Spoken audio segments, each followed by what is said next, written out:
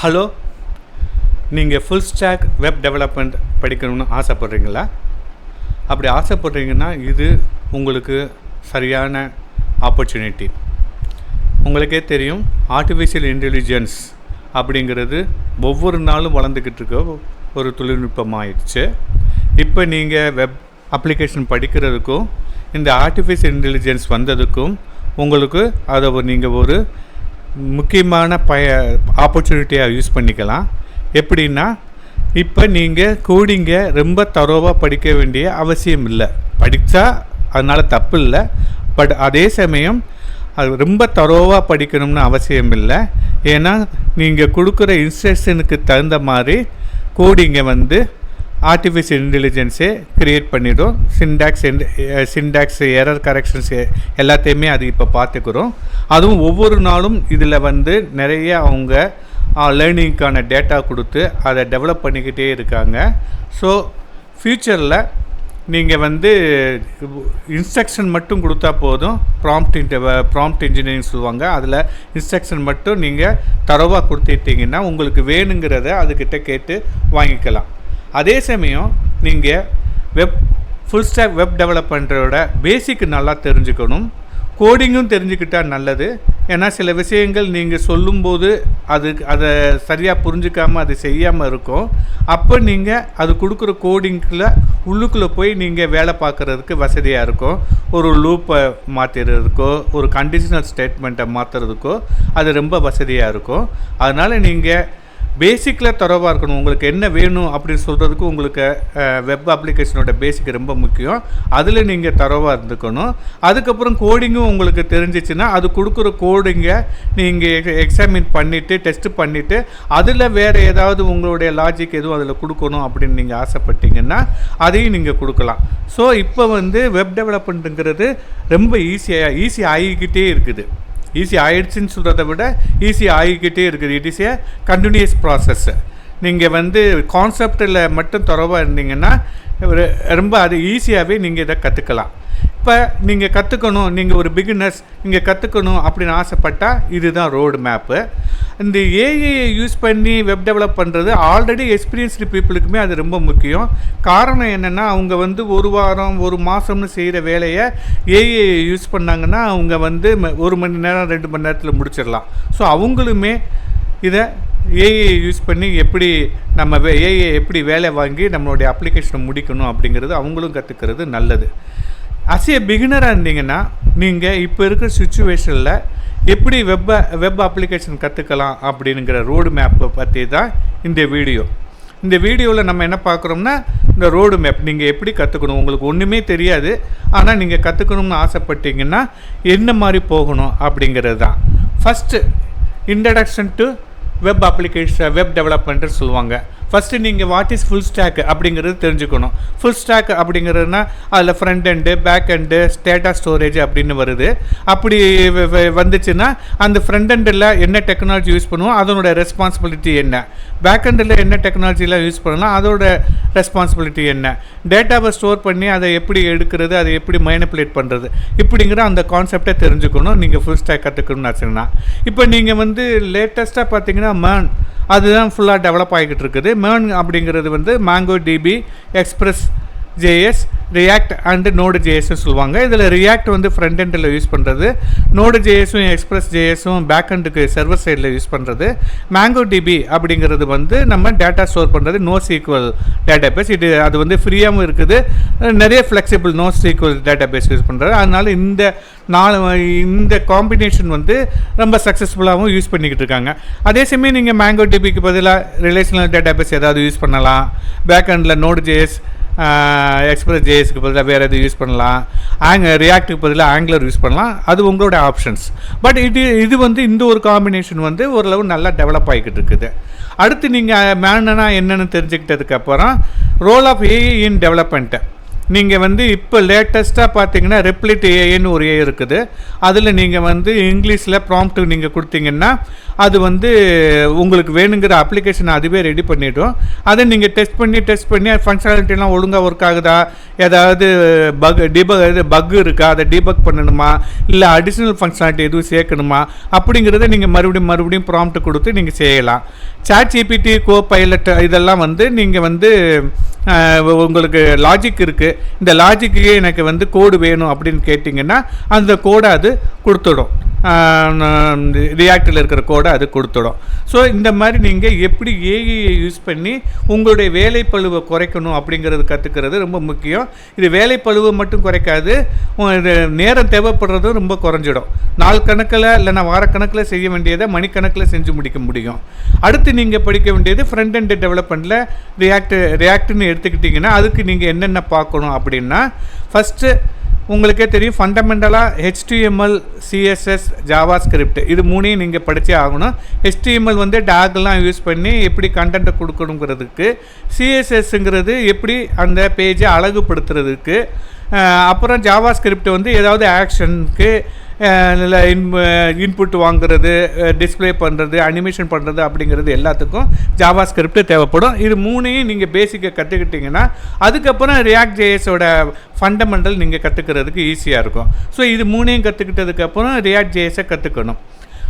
Next அதில் வந்து React.js-ல் பார்த்தீங்கன்னா page navigation, component organisation, state management அப்படிங்கிற கான்செப்டில் நீங்கள் தரவாக கற்றுக்கிட்டிங்கன்னா நாளைக்கு ஏஐ கிரியேட் பண்ணுற அந்த வெப் அப்ளிகேஷனில் நீங்கள் ஒர்க் பண்ணுறதுக்கு ஈஸியாக இருக்கும். இது ஃப்ரண்ட் எண்டு முடிச்சதுக்கப்புறம் நீங்கள் பேக் எண்ட் டெவலப்மெண்ட் போகணும். அதில் வந்து Node.js, Express.js இருக்குது, அது சர்வர் சைடு. அந்த சர்வர் சைடில் என்ன மாதிரி ஏபிஐலாம் நீங்கள் க்ரியேட் பண்ணணும், அந்த ஏபிஐக்கு அந்த பேராமீட்டர்ஸ் எப்படி நீங்கள் ஸ்பெசிஃபை பண்ணணும், ஏபிஐ வந்து பின்னால் இருக்கிற டேட்டா பேஸ்லேருந்து டேட்டா எடுத்துகிட்டு வந்து ப்ராசஸ் பண்ணுறா, அது எல்லாத்தையுமே நீங்கள் பார்த்துக்கணும். டேட்டாவை சேவ் பண்ணுறது, அப்டேட் பண்ணுறது, மாடிஃபை பண்ணுறது, டெலீட் பண்ணுறது எல்லாமே நீங்கள் எப்படி பண்ணலாம் அப்படிங்கிறதையும் நீங்கள் பார்த்துக்கலாம். அடுத்து நீங்கள் படிக்க வேண்டியது டேட்டா பேஸில் MongoDBயும் Mongoose-உம். இந்த MongoDBங்கிறது நான் முன்னாலே சொன்ன மாதிரி NoSQL டேட்டா பேஸ். இந்த ஸ்ட்ரீமை நீங்கள் எடுத்திங்கன்னா நீங்கள் MongoDB எடுத்து படிக்கலாம். அப்படி இல்லை நீங்கள் ஏதாவது ஒரு ரிலேஷனல் டேட்டா பேஸில் ரொம்ப சரோ அதுதான் இப்போ நீங்கள் யூஸ் பண்ண போகிறீங்க அப்படின்னா நீங்கள் SQL சர்வரோ இல்லை PostgreSQL ஏதோ ஒன்று உங்களுக்கு பிடிச்ச அதையும் நீங்கள் யூஸ் பண்ணிக்கலாம். இங்கே நீங்கள் வந்து MongoDBக்கு வந்து Mongoose-ன்னு ஒன்று இருக்குது, அந்த பேக்கேஜை நீங்கள் யூஸ் பண்ணி MongoDBயில் நீங்கள் இன்டராக்ட் பண்ணுறதுக்கு வசதியாக இருக்கும். அடுத்தது ஃபுல் ஸ்டாக் இன்டெகிரேஷன்னா என்னென்னு பார்க்கணும். நீங்கள் உங்களுக்கே தெரியும் ஃப்ரண்ட் எண்டு பேக் எண்டுன்னு நம்ம படிச்சிருக்கோம். ஸோ இந்த ரெண்டு ஃப்ரண்ட் எண்ட் அண்டு பேக் எண்டை எப்படி கனெக்ட் பண்ணுறது, இப்போ பேக் எண்டில் ஏபிஐஸ்லாம் நம்ம இந்த ரெஸ்ட் ஏபிஐலாம் போட்டு வச்சுருப்போம். அந்த ரெஸ்ட் ஏபிஐ எப்படி நம்ம கால் பண்ணுறது, அதுக்கான டேட்டாவை எப்படி சப்ளை பண்ணுறது, அது வந்து ப்ராசஸ் பண்ணிவிட்டு ரெஸ்பான்ஸ் கொடுக்கும்போது அந்த டேட்டாவை நம்ம எப்படி ஃப்ரண்ட் எண்டில் ப்ராசஸ் பண்ணுறது, இது எல்லாம் இந்த இன்டெகிரேஷன் எல்லாமே நீங்கள் படிக்கணும். அப்புறம் ஆத்தென்டிகேஷன் அண்ட் ஆத்தரைசேஷன். ஒரு வெப் அப்ளிகேஷன்னா செக்யூரிட்டி ரொம்ப முக்கியம்.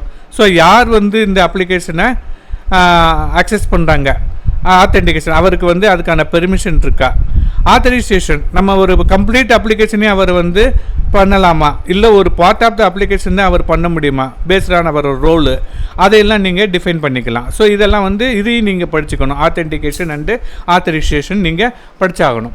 அப்போ இதெல்லாம் படித்ததுக்கப்புறம் நாம் ஏஐயை பற்றி படிச்சுக்கணும். எப்படி ஏஐ யூஸ் பண்ணி நாம் கோடு ஜெனரேட் பண்ணலாம். இப்போதைக்கு ரெப்ளிட் ஏஐன்னு ஒன்று இருக்குது, இதோட காம்படிட்டர் நிறையா இருக்காங்க. இதில் நீங்கள் பண்ண வேண்டியது என்னென்னா இங்கிலீஷில் உங்களோட ஃபங்க்ஷனாலிட்டி என்ன தேவை அப்படிங்கிறது எழுதணும். அது அப்பியரன்ஸ் எப்படி இருக்கணுங்கிறதும் எழுதணும். கலர் பேக்ரவுண்ட் என்ன கலர் இருக்கலாம், ஃபாண்ட் சைஸ் என்ன இருக்கலாம் அப்படிங்கிறது நீங்கள் இங்கிலீஷில் கொடுக்கலாம். கொடுத்ததுக்கப்புறம் அது வந்து ஃபஸ்ட்டு வெர்ஷனை ப்ரொடியூஸ் பண்ணி உங்களுக்கு காமிக்கும். அதில் வந்து உங்களுக்கு அந்த நீங்கள் சொன்ன ஃபங்க்ஷனாலிட்டி எல்லாம் இருக்கான்னு பார்த்துட்டு அப்படி எதுவும் இப்போ ஃபங்க்ஷனாலிட்டி சரியாக ஒர்க் ஆகலைன்னா அதை நீங்கள் மறுபடியும் அதில் ப்ராம்ப்ட் மூலமாக சொல்லி அதை ஒர்க் பண்ண வைக்கணும். ஏதாவது பக் இருந்துச்சு, நீங்கள் சொன்னதுக்கு எதிர்மாறாக அது ஏதாவது பக் இருந்துச்சுன்னா அதையும் நீங்கள் ப்ராம்ப்ட் மூலமாகவே அதையும் நீங்கள் சரி பண்ணலாம். எல்லாமே சரியானதுக்கு அப்புறம் நீங்கள் அந்த அப்ளிகேஷனை டெஸ்ட் பண்ணி அது ஒழுங்காக ஒர்க் ஆகுதான்னு பார்த்துக்கலாம். அதனால தான் நான் சொல்கிறேன், நீங்கள் வந்து கான்செப்டில் பேசிக் கான்செப்டில் தரவாக இருந்தீங்கன்னா ஃப்ரண்ட் அண்டு பேக் அண்டு எப்படி ஒர்க் ஆகுது, ஃப்ரண்ட் எண்டில் என்னென்னலாம் நம்ம மெயின்டைன் பண்ண வேண்டி இருக்குது, பேக் எண்டில் ஏபிஐ எப்படி கிரியேட் பண்ணி அது ஒழுங்காக ஒர்க் ஆகுதா, பேக் எண்டும் டேட்டா ஸ்டோரேஜும் ஒழுங்காக ஒர்க் ஆகுதா, இதையெல்லாம் நீங்கள் கான்செப்ட் வைஸ் எல்லாம் தரவாக இருந்தீங்கன்னா இந்த ரெப்ளிட் ஏஐ மாதிரியான ஆர்டிஃபிஷியல் இன்டெலிஜென்ஸை உங்களுக்கு கோட் ஜெனரேட் பண்ணி பார்த்தா அதை நீங்கள் டெஸ்ட் பண்ணுறதுக்கும் அது உள்ளுக்குள்ளே உங்களுடைய லாஜிக்கை இம்ப்ளிமெண்ட் பண்ணுறதுக்கும் ரொம்ப வசதியாக இருக்கும். ஸோ இந்த conventional way of developing web application takes weeks or months. அதை தான் நான் ஆரம்பத்திலேருந்து சொல்கிறேன். இந்த மேலே இருக்கிற படம் பார்த்திங்கன்னா அது வந்து கன்வென்ஷனல் வே. அப்போ நம்ம என்ன பண்ணுறோம், ஒரு அப்ளிகேஷன்னா அந்த அப்ளிகேஷனை பிரித்து டிஃப்ரெண்ட் மாடூல்ஸ் ஆர் செக்ஷனாக பிரித்து வேறு ஆட்கள்கிட்டையோ இல்லை ஒரு சின்ன டீம்கிட்டையோ கொடுத்து அப்புறம் அவங்க அதில் கோடிங்கை டெவலப் பண்ணிக்கிட்டு எல்லாருமா சேர்ந்து மீட்டிங் போட்டு நாங்கள் இந்த பேராமீட்டர்ஸ் அப்ளை பண்ணுவோம், நீங்கள் அந்த ஆர்குமெண்ட்டை ரிசீவ் பண்ணணும் அப்படிங்கிற மாதிரிலாம் பேசி அந்த கம்யூனிகேஷன் எல்லாத்தையும் பேசி அது வீக்ஸோ இல்லை மந்த்ஸோ எடுத்து அந்த அப்ளிகேஷனை முடிக்கிறோம் கன்வென்ஷனல் வேயில்.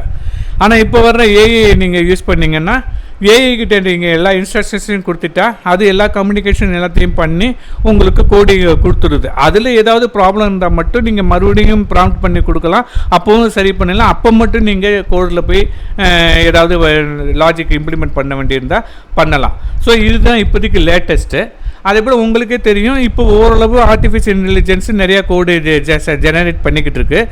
அதனால சில விஷயங்கள் பண்ணாமல் இருக்க முடியுது. காரணம் வந்து கோடிங் ரிலேட்டடாக அது வந்து ட்ரைனிங் டேட்டா அதுக்கு கொடுத்தது ரொம்ப குறைச்சி தான் இருக்குது. ஆனால் வர்ற காலத்தில் ட்ரைனிங் டேட்டா அதிகமாக கொடுக்க அது இன்னமும் கொஞ்சம் அதனுடைய அக்யூரசி அண்ட் பெர்ஃபெக்ஷன் வந்து கொஞ்சம் அதிகமாகிடும்.